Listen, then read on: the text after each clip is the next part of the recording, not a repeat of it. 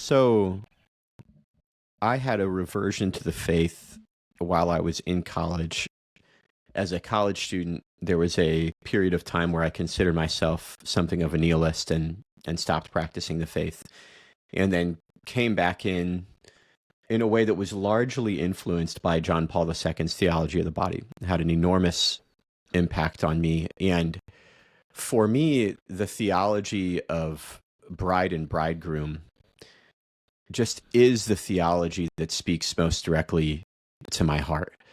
My wife and I, the homily at our wedding mass, I remember Father James Brent, who did our wedding, a wonderful Dominican, who, speaking, and he said, I think that you and Caitlin, speaking to my wife and I think the way that you guys, the lens through which you see God is the lens of the bride and the bridegroom. And it seems as though anytime I enter deeply into silence and into prayer, that's the analogy through which the encounter happens, often, at least very often. And so, yeah, there is that. It's interesting, though. I've been married not for too long in comparison to many of the listeners on the podcast, but coming up on 7 years now. And it's interesting, the further that I go in my marriage, and maybe it's that I have 3 kids, a 4th on the way to be born soon, that the analogy of being a son just seems almost to be taking center stage. That God telling me, that way that you love your son or your daughter, that you experience over and over and over again, multiple times every hour, every day, that is a little glimmer into the love that I have for you. And I find myself tasting that like all the time. I'm right now recording this podcast. I'm recalling yesterday evening, or an experience with my 3-year-old son throwing a temper tantrum and taking him into the next room and kind of trying to, as you good psychologists say, get him from his lower brain back to his upper brain, right?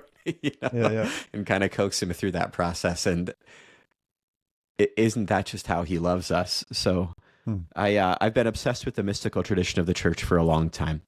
Bernard of Clairvaux, Therese of Lisieux, John of the Cross, and of course, our beloved Pope St. John Paul II.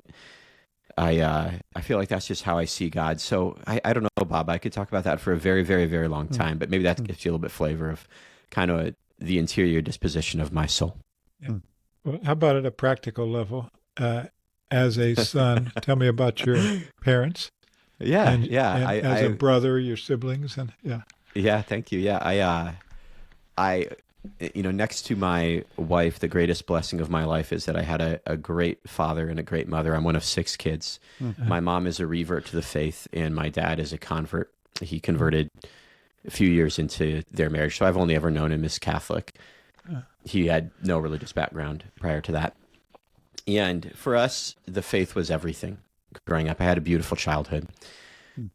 I'm, like I said, one of 6 kids. I live in Des Moines, Iowa, and one uniquely impactful, especially right now, blessing in my life is that 5 of the 6 of us kids actually live here in Des Moines. So I traveled around a lot, and for about 15 years after high school, I lived in quite a few different cities. But then just 2.5 years ago, near the founding of the organization, Forge, that I now run, I moved back here to Des Moines, and 5 of the 6 of us live here in Des Moines. And in fact, several of us actually live in the same neighborhood.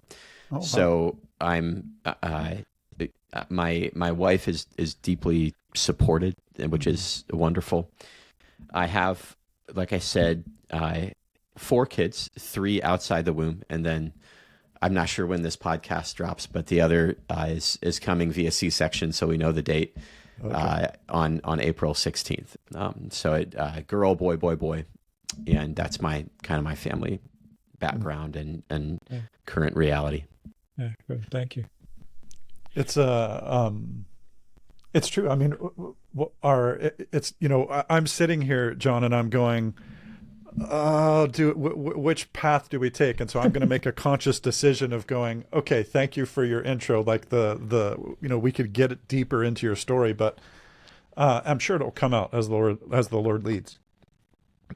John, something that I was really impressed by when you and I met, and we just I was really grateful just how God aligned it where we just had a chunk of time to sit and chat with JP and you and me. And we just sat there and Yes. chatted. And one of the things I appreciate is we were turning over the ideas of men, ministry to men, loving men, the state of whatever. And what I appreciated about you, and I think I have a holy envy, is it seems like earlier in your career, I'm maybe 10 or so years older than you, I don't know exactly, but as I look at how your career is shaping up, and really your ministry, I don't like the word career, but your vocation and your service to the church, is you've narrowed early in the sense of you've been focusing on men almost exclusively for the bulk of what you've been doing. And I respect that and admire that, because you get deep into something and you truly become well versed in it. You can become a master of a subject domain.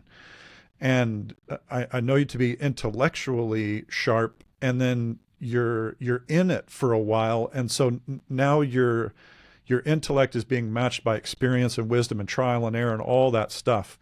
And so, and then you gave a talk on campus, which I thought was wonderful. And you were honing in on men and what's going on with men. And then you have the new book, New Adam, for men, about men. You started a ministry for men. So I guess I want to start with the basic kind of, from your perspective, from your theological study, your own prayer, your own journey as a man, etc.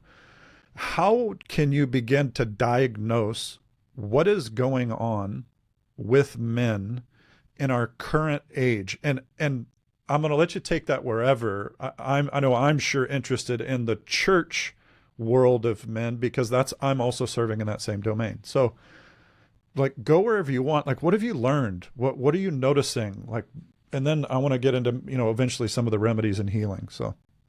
Yeah, Jake, I appreciate the question and also the preamble to it, which is largely undeserved.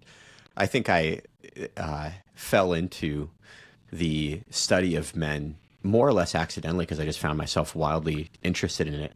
I never intended, and in fact, I think it's accurate to say I was fairly rigidly opposed to working in ministry all the way through to my mid-20s. I was pretty set on being an attorney. That was kind of always the plan. I was like a debater as a young kid, and that's kind of how I thought things would go. Undergrad, I doubled in economics and philosophy, thinking that was sort of a good pre-law combo. And then found myself, after a series of existential crises, just fascinated by the topic of men, about 25, 26 years old, and that's more or less animated my professional life for the last 10, 12 years. Where do you begin? There's so many angles that we could take that. And you might, for example, take the sort of angle of the ethical situation of our culture that has led to today. I'm deeply convicted that the kind of root cause of both the confusion of the family and the confusion of men boils back down to the adoption of contraception, which I think has had a particularly confusing effect, inebriating effect, you might say, on men and masculinity, even more than women. So you might say that. You might say things like the kind of enlargement of the space of the governmental support of the family that is taking place of the father, and sort of take a political lens, if you will. You might take a kind of a sociological lens with it as well. But what I've come back to increasingly as a kind of central point to begin the explanation for the crisis of men and masculinity is this: that most young boys in today's culture, and I'll broaden that to say that most men in today's culture, especially 50 years old and younger, don't have a picture in their life of what it looks like to be a good man. Most men in today's culture do not have a picture in their life of what it looks like to be a good man. And that is particularly problematic for men in a way that it's actually, it's less threatening to women. And here's what I mean by that. Young boys, they grow up, and I think this falls directly out of their biology, their sort of the pedigree that they receive at the level of their DNA. But they are intently desirous of being recognized as a man, not just as a good person, but specifically as a masculine man. Boys need that, and it comes out in their speech. I mean, you hear like middle school kids talking in a locker room, and you hear the young boys say like, "Hey, I'm going to take your man card," or "Are you man enough to do something?" And there's really no parallel to that language in female dialogue. Like I never hear anybody say, "What, are you going to take your woman card?" Like, "Are you woman enough?" Like that's not a thing. And there's something, and if we had longer in this podcast, I'd refer people to my doctoral dissertation here. I think there's deep reason for why that common language, exists, and there's background to it. But it'll suffice to say, for purposes of this podcast, that desire is there, and boys, they are going to go after the attaining of masculinity, whether or not the church and whether or not the educational system empowers them to do so. So like what I mean by that is that, like, if you have churches that young boys don't perceive as masculine, or you have, say, schools that young boys don't perceive as masculine, it's not like those young boys are going to stop searching for a picture to emulate. That is a masculine picture to emulate. They're just going to find it elsewhere. They're going to find it on YouTube, or they're going to find it in the streets, or they're going to find it through some peer group that is actually giving them at least some image of what it looks like to be a man. And so what I think has happened, unfortunately, not only in the broader culture, but also certainly in the church, is a kind of shunning of that which is perceived to be masculine, a kind of sort of felt banners, largely emotive experience of Catholicism. And sometimes I say this as a lover of theology of the body. Okay? But sometimes I think what's come in with the spousal imagery is perhaps a kind of overemphasis, or at least an emphasis in the wrong places, perhaps too early in somebody's formation as a Christian, on the spousal analogy and all of our role as bride. That what happens there is the church, from youth groups to catechesis to Sunday masses, is perceived by young boys as an effeminate thing. And since they are so desirous of a masculine reputation, if you will, a masculine affirmation, that they run.